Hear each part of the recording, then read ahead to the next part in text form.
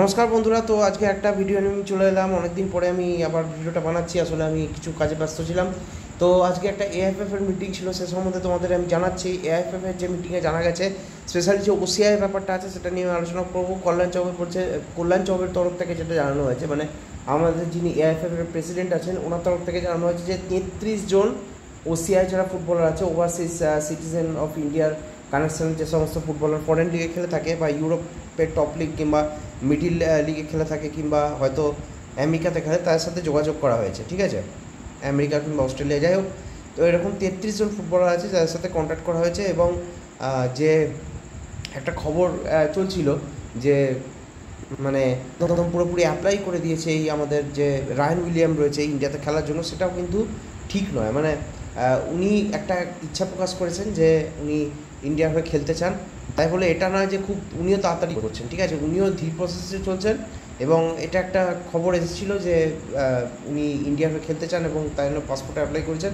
এটা কিন্তু প্রথম কথা সত্যি নয়। ঠিক আছে, উনি জাস্ট ইচ্ছা প্রকাশ করেছেন যে I want to play for Indian national team because I have Indian heritage. ঠিক আছে, সোজা কথা এটা।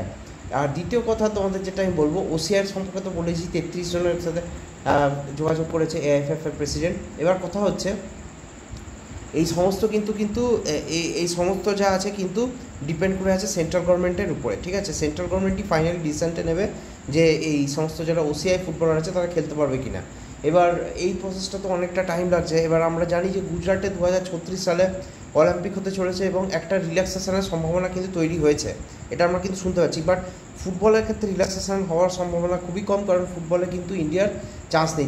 যদি ওসিআই ফুটবলারদের অ্যাপ্রুভও করা হয় তাহলেও কিন্তু কোনো গ্যারেন্টি নেই যে এরা অলিম্পিকে গিয়ে মেডেল আনবে, কারণ সেই লেভেলের ফুটবল টিমরা কিন্তু অলিম্পিকে মেডেল পায়। আগের অলিম্পিক হয়েছিল সেটাতে খুব সম্ভবত স্পেন পেয়েছিল, এছাড়াও ব্রাজিল, আর্জেন্টিনা, নাইজেরিয়া বোধহয় 92 সালে একবার পেয়েছিল ভাগ্যের জোরে। বাট তারপর থেকে কিন্তু যে সমস্ত টিমগুলো পায়, ফ্রান্স, স্পেন, এরা কিন্তু খুব টপ লেভেলের ফুটবল খেলে। ঠিক আছে, তো ওসিআই প্লেয়ারদের দিয়েও কিন্তু এইটা মানে অলিম্পিকে মেডেল যেতে অসম্ভব। তো তাই জন্য সেন্ট্রাল গভর্নমেন্টে কিন্তু খুব একটা মানে যে ইচ্ছা আছে, আমি বলবো না যে এই সমস্ত ক্যাটাগরিতে ওসিআই ইনক্লুড করা। তো ওসিআই যেটাতে ইনক্লুড করা যেতে পারে, মানে যেগুলোতে স্ট্রং পজিশানে মানে ইন্ডিয়া মেডেল পেতে পারে, সে সমস্ত জায়গাতে কিন্তু আমি বলতে চাইছি যে একটা ওসিআইদের কিন্তু নেওয়ার সম্ভাবনা রয়েছে। আমার পার্সোনাল মনে হচ্ছে এএফএফ যেটা চেষ্টা করছে ফিফার সাথে কথা বলে ব্যাকডোর এন্ট্রি করা। মানে কি, মানে এরা যদি বলে যে আমরা ইন্ডিয়ার হয়ে খেলে, মানে আমাদের প্যারেন্টস ইন্ডিয়ার, we get migrated from India, our parents were actually Indian, so in that case they will be get permission to play for India। মানে এরা কিন্তু ইন্ডিয়াতে খেলার পারমিশন পাবে তখনই, মানে যদি ফিফার সাথে একটা মনে হয় আমার কথা চালাচ্ছে এআইএফএফ, চেষ্টা করছে যেটা যে মানে without getting permission from central government they can easily play for India. মানে ওরা যদি বলে যে আমি যেরকম বললাম যে আমাদের প্যারেন্টসরা যেহেতু জন্মেছিল হচ্ছে ইন্ডিয়াতে, আমরা এখানে এসেছি, আমার প্যারেন্টস মাইগ্রেন্ট হয়ে এসেছে, আমরা ইন্ডিয়ার হয়ে খেলতে চাই এখন।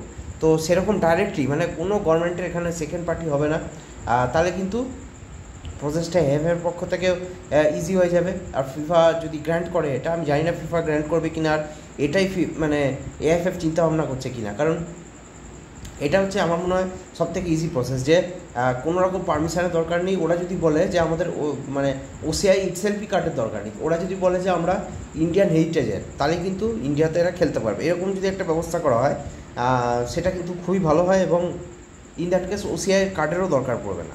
আমি কি বলছি তোমরা নিশ্চয়ই বুঝতে পারছো। মানে এমন একটা সিস্টেম করা হলো যে বললো যে আমাদের হ্যাঁ সত্যিকারই আমাদের প্যারেন্টস জন্মেছিল হচ্ছে ইন্ডিয়াতে, আমরা পরে এসেছি এখানে, আমার প্যারেন্টস মাইগ্রেট হয়ে এসেছে, সেই সূত্রে আমি কিন্তু ইন্ডিয়ান, আধা ইন্ডিয়ান, এবং আমি ইন্ডিয়ান জাতীয় দলে খেলতে চাই। তো সেই ক্ষেত্রে ওসিআই কার্ডেরও দরকার পড়বে না, কোনো কার্ডেরই দরকার পড়বে না, সে কিন্তু ন্যাশনাল টিমে খেলতে পারবে। এটা যদি হয় তাহলে কিন্তু খুবই ভালো হয়, এবং আমার মনে হয় এই চেষ্টাটাই এএফএফ করে যাচ্ছে।